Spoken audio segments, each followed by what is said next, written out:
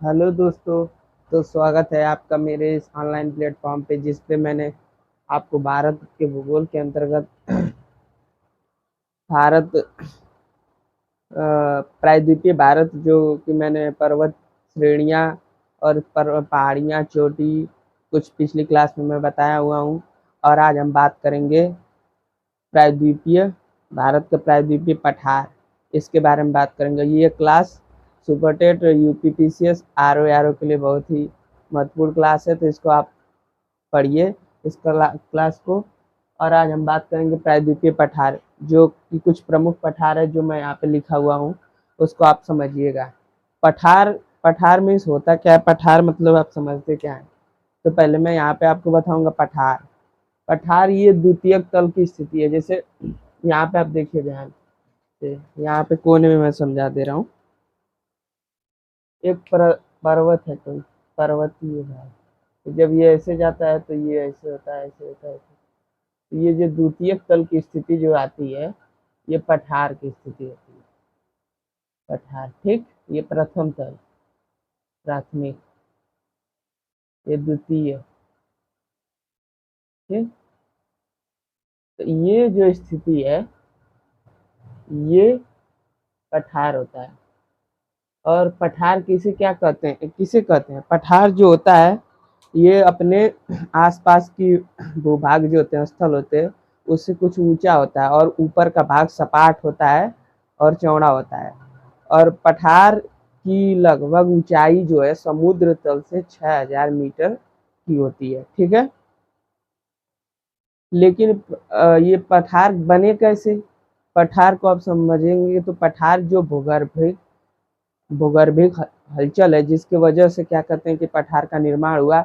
और पठार के निर्माण में जैसे पृथ्वी के अंदर कुछ ऐसी घटनाएं हुई जिससे कि कुछ जो उसके आसपास के ज़मीनें थे ऊपर उठ गए, या फिर अगल बगल की ज़मीनें नीचे धंसी तो ऊपर का जो सपाट भाग कुछ बचा, वो पठार का निर्माण हुआ।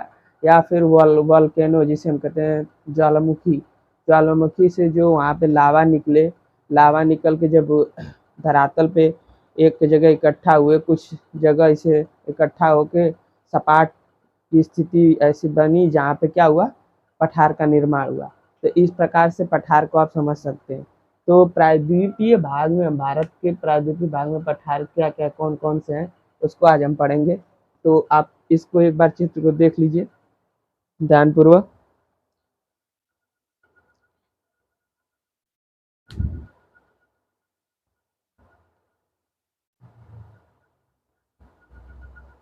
ठीक है, तो पहले आइए हम लोग देखेंगे। यहाँ एक मालवा का पठार है। ये पहला मालवा का पठार, दूसरा बुंदेलखंड का, तीसरा का बघेलखंड का, चौथा दक्कन का पठार, छोटा नागपुर पांचवा पठार, छठवा तेलंगाना, सेवन पे कर्नाटक, आठवें पे मेघालय का पठार, ये कच्छ का पठार। ठीक, तो ये नंबर वाइज तो मैं ऐसे आपको बता दिया हूँ, लेकिन ऐसे आपको लिखना नहीं है। लेकिन ये याद कर लीजिए कि कहाँ पे स्थिति है इसकी, कैसे है। ये पठार का मैप देख लीजिए, पठार क्या कहाँ है। कच्छ का पठार, बघेलखंड का पठार, बुंदेलखंड का पठार, मालवा का पठार, दक्कन का पठार, मेघालय का पठार, ठीक, कर्नाटक का पठार, तेलंगाना का पठार, ठीक। तो आज हम पहले पढ़ेंगे मालवा का पठार। मालवा का पठार जो है, यहाँ पे मैं लिखा हुआ मालवा का पठार, ये इसकी आकृति जो है त्रिभुजाकार की स्थिति में, त्रिभुजाकार में ये नर्मदा और तापी नदियों और विंध्याचल पर्वत जो मैं बताया था, पर्वत श्रेणियां, विंध्याचल पर्वत के उत्तर पश्चिम में विस्तृत है। कौन? मालवा का पठार। और इस पठार में बेतवा, काली, सिंधु, चंबल नदियां जो कि यमुना से क्या करती हैं, आगे जाके मिल जाती है। ये नदियां प्रवाहित होती है, आगे जाके यमुना से मिल जाती है। और इसी से यहाँ पे काली मिट्टी का जमा होता है। और यहाँ पे काली मिट्टी आपको पता है, ये कपास की खेती के लिए इसका उपयोग भी किया जाता है। तो ये मालवा का पठार सबसे इम्पोर्टेंट ये है कि इसकी आकृति तो आप देख रहे हैं। इस पठार पर बेतवा, पार्वती काली, सिंधु, चंबल जो नदियां इससे प्रभावित होती है इस पठार पे, किस पे, मालवा पठार पे। यह नर्मदा एवं तापी नदियों और विंध्याचल के उत्तर पश्चिम में विस्तृत है। विंध्याचल जो पर्वत में बताया था पिछली क्लास में, आप जाके देखिएगा, विंध्याचल श्रेणी जो है उसके उत्तर पश्चिम में विस्तृत है। ये कौन, मालवा का पठार। इस पे इसमें प्रवाहित होने वाली नदियां है, काली नदी है, चंबल है, बेतवा है, ठीक है, जो कि आगे जाके किससे मिलती है, यमुना। यमुना जो आती है उत्तर से, ऐसे आती है यहाँ गंगा में, प्रयागराज में जाके इसका क्या हो जाता है, यहाँ पे मिल जाती है यमुना। तो ये सारी नदियां जो है किससे मिलती हैं, यमुना से। कौन, बेतवा, काली, चंबल, सिंधु। तो ये सब नदी जो है मालवा के पठार में बहती है, प्रवाहित होती है। ये काली मिट्टी यहाँ पाई जाती है, ठीक। अब हम बात करेंगे बुंदेलखंड का पठार। जो बुंदेलखंड है, पहला तो मैं ये बताया मालवा का पठार, अब बुंदेलखंड का है। ये मालवा का पठार उत्तर पूर्वी भाग बुंदेलखंड के पठार के नाम से जाना जाता है। मालवा का पठार का उत्तर पूर्वी भाग जो है, ये जो मालवा का पठार है इसका उत्तर पूर्वी भाग, जैसे आप ले जाएंगे ईस्ट वेस्ट नॉर्थ साउथ, तो ये इधर की स्थिति जो है उत्तर और पूर्वी भाग, ये जो क्या कहेगा, बुंदेलखंड का पठार। इसका मालवा का पठार का जो उत्तर पूर्वी भाग है ये क्या कहलाएगा, बुंदेलखंड का पठार। यह पठार उत्तर में यमुना के मैदान के निकट समाप्त हो जाता है। ये उत्तर में यमुना के मैदान के निकट, ये कौन सा, बुंदेलखंड। यहाँ पे यमुना प्रवाहित होती है। ऐसे आप पढ़ाऊंगा जब मैं नदी, जो नदी तंत्र बताऊंगा, जिसमें पर्वतीय नदियां बताऊंगा, फिर प्रायद्वीपीय नदियां बताऊंगा, उत्तर की नदियां बताऊंगा। तो जब ये यमुना के बारे में बताऊंगा तो यहाँ इसका जो यमुना के मैदान के निकट क्या होता है, ये बुंदेलखंड का पठार समाप्त हो जाता है, ठीक है।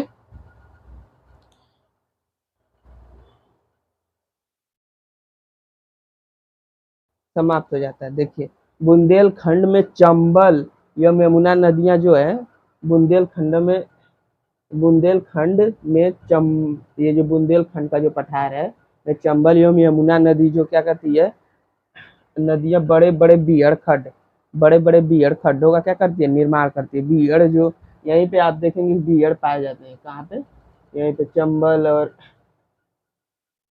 तो बड़े बड़े बीहड़ खड्डों का निर्माण करती है। ये प्राय उबड़ खाबड़ होते हैं, ठीक है, और ये अनुपजाऊ भूमि होती है, यहाँ पे कुछ उत्पाद नहीं होता है। ये जो बुंदेलखंड का पठार है, और इसकी हाइट लगभग, ये हाइट लिख लीजिए, हाइट इसकी होगी,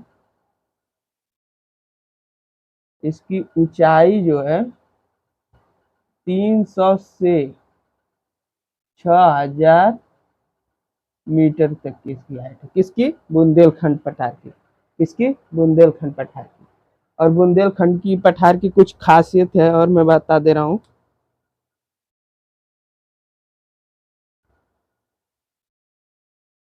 चलिए आप इसको लिख लिए होंगे मालवा के पठार को।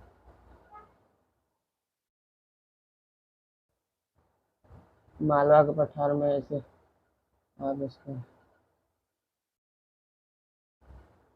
अब बुंदेलखंड की इस पठार को मैं यहाँ पर लिख रहा हूँ।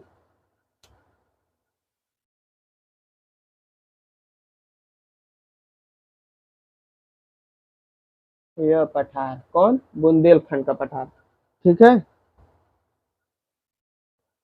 ग्वालियर पठार, ग्वालियर पठार, ग्वालियर पठार तथा विंध्याचल तथा विंध्याचल श्रेणी के मध्य फैला हुआ है, ठीक है।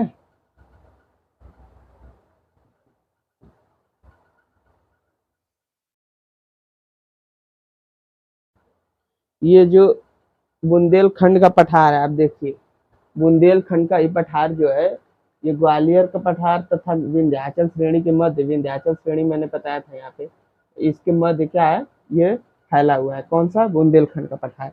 इसका मैंने विस्तार भी बताया आपको।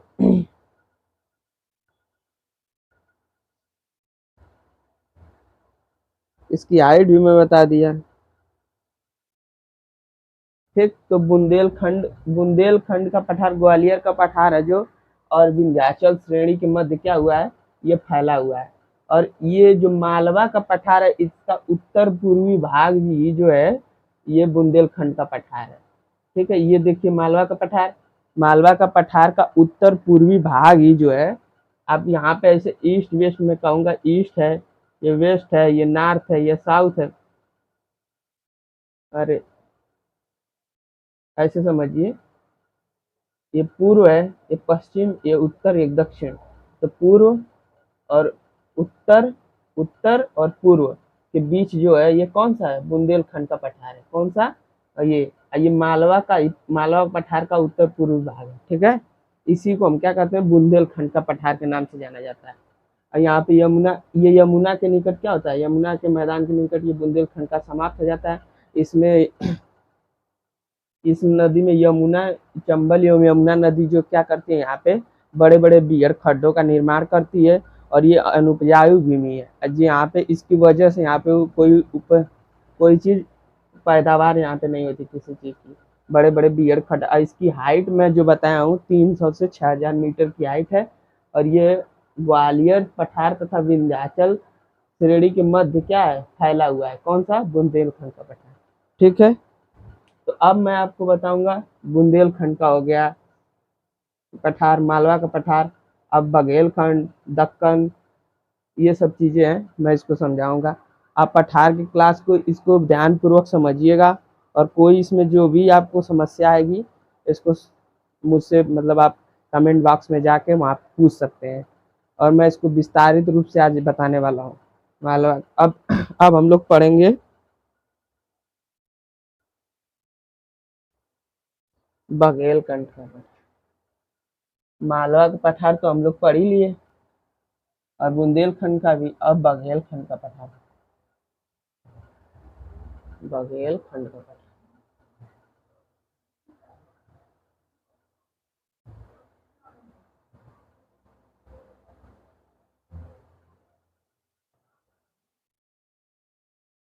चलिए, तो आप ध्यान पूर्वक इसको सुनिएगा।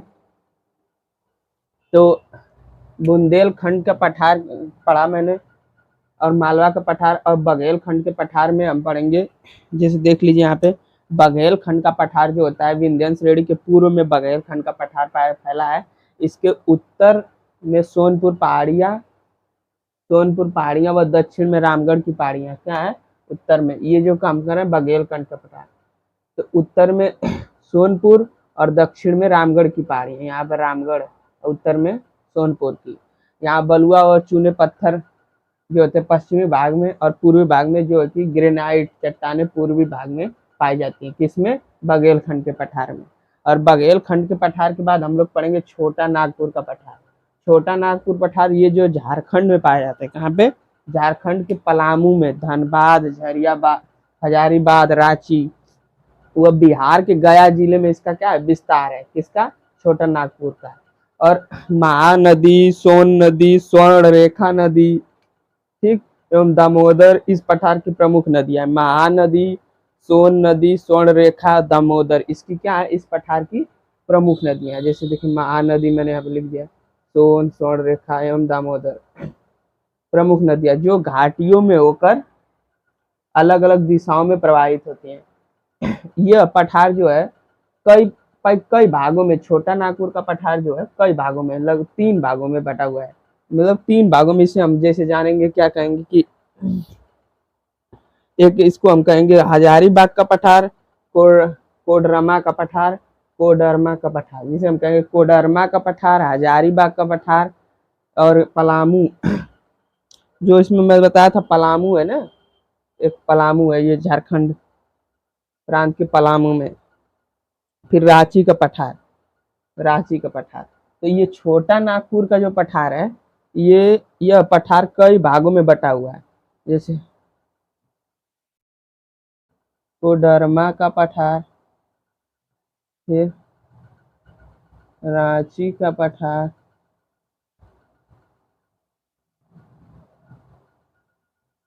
ठीक। हजारीबाग का पठार,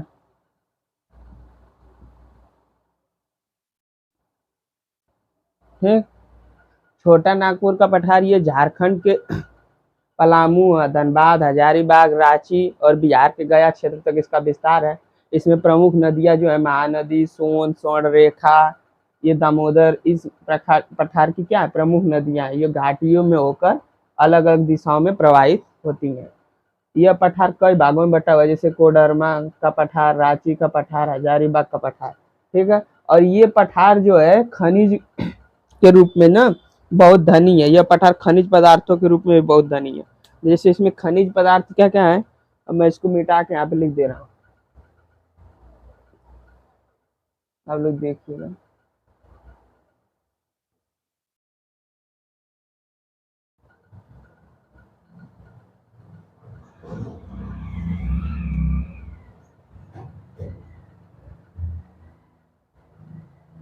यहाँ भारत के प्रमुख खनिज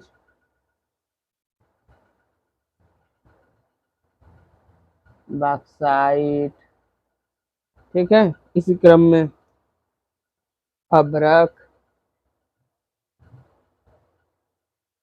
चीनी मिट्टी, चिकनी मिट्टी, चिकनी मिट्टी, ठीक। ये इससे क्या होता है कि आप इसको चूना पत्थर, चूना पत्थर, ये छोटा नागपुर का ये पठार है। इसके अंतर्गत ये खनिज रूप से बहुत ही इमारती पत्थर, तांबा काफी मात्रा में पाया जाता है। इमारती पत्थर, तांबा जो है काफी मात्रा में यहाँ पाया जाता है। तांबा जो है काफी मात्रा पाया जाता है। तो आप लोग इसको देख लीजिए कि ये भारत का प्रमुख खनिज है।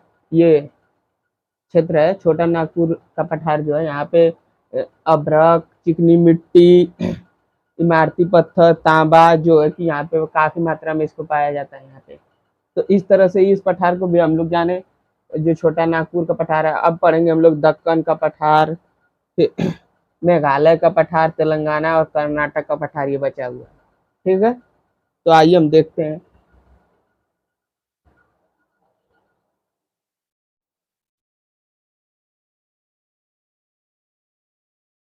बघेलखंड का पठार पे पढ़ा था मैं हम लोगों ने, फिर इसके बाद छोटा नागपुर का पठार, फिर ये मेघालय का पठार। मेघालय का पठार यहाँ पे है, जो कि प्रायद्वीपीय पठार की चट्टानें जो है पूर्व की ओर राजमहल पहाड़ियाँ जो मैं पिछली क्लास में बताया था यहाँ पे थी, से परे भी विस्तृत है।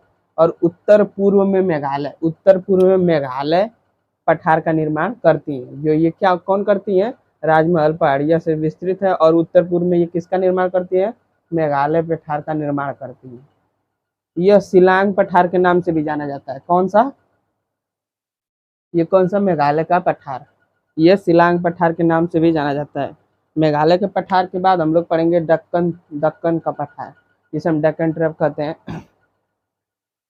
दक्कन का पठार, यह पठार त्रिभुजाकार स्थिति में होता है। दक्कन का पठार ये है, देखिए यह त्रिभुजाकार रूप में फैला है। यह उत्तर से पश्चिम में सतपुड़ा व विंध्याचल, उत्तर से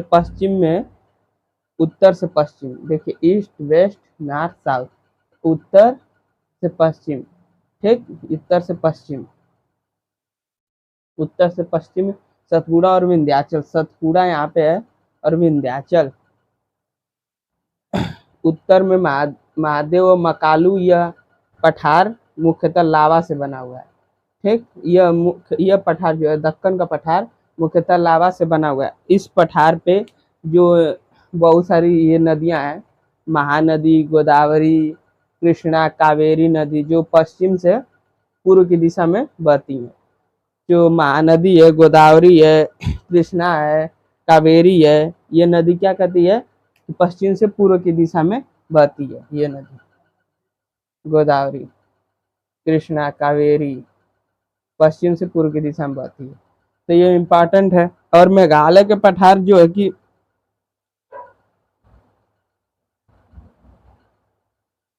ये आप लोग पढ़े मेघालय का पठार, फिर दक्कन का पठार, फिर अब हम लोग पढ़ेंगे यहाँ पे आ जाइए तेलंगाना और कर्नाटक। तेलंगाना का पठार और कर्नाटक का, तेलंगाना और कर्नाटक। ये मैप है जो मैं इसको अभी मिटा दूंगा, आप लोग अब तो याद ही हो गया। मैं इसको तेलंगाना और कर्नाटक का पठार में लिख रहा हूँ यहाँ पे।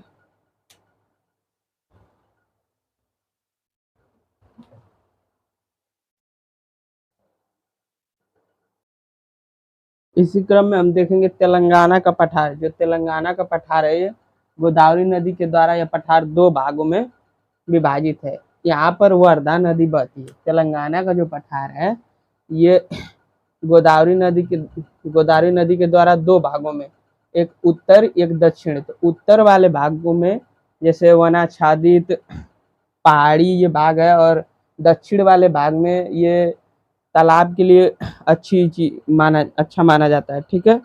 अब इसके बाद आएंगे कर्नाटक का पठार।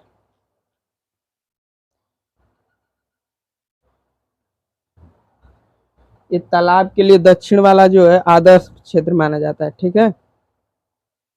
अब हम आएंगे क्या कहते हैं कि कर्नाटक पठार। कर्नाटक पठार आप देखेंगे यहाँ पे 600 मीटर की समोच्च ऊंचाई पर, जो 600 मीटर की ऊंचाई की समोच्च रेखा पर ये तेलंगाना कर्नाटक का पठार है। जो तेलंगाना को तो बताया मैंने कि गोदावरी नदी द्वारा ये दो भागों में इसको विभाजित किया जाता है। पहला उत्तर, ये देखिए, पहला उत्तर, ईस्ट वेस्ट नॉर्थ साउथ। तो ये उत्तर का भाग जो है यहाँ पे क्या कहते हैं पहाड़ी और वनाच्छादित है, और दक्षिण का भाग जो है, दक्षिण का भाग तेलंगाना का जो है, वहाँ पे क्या कहते हैं कि ये मैदान जो है यहाँ पे मैदानी क्षेत्र में, और ये तालाब के लिए आदर्श एरिया है। ठीक है। कर्नाटक का पठार। अब कर्नाटक का पठार 600 मीटर ऊंचाई की समोच्च रेखा पर, इस पठार को दो भागों में, इसे भी दो भागों में, तेलंगाना का पठार आप देख, कर्नाटक का पठार, तेलंगाना को मैं बताया, फिर कर्नाटक का पठार। कर्नाटक का उत्तरी भाग पर कृष्णा और तुंगभद्रा नदियां प्रवाहित होती हैं।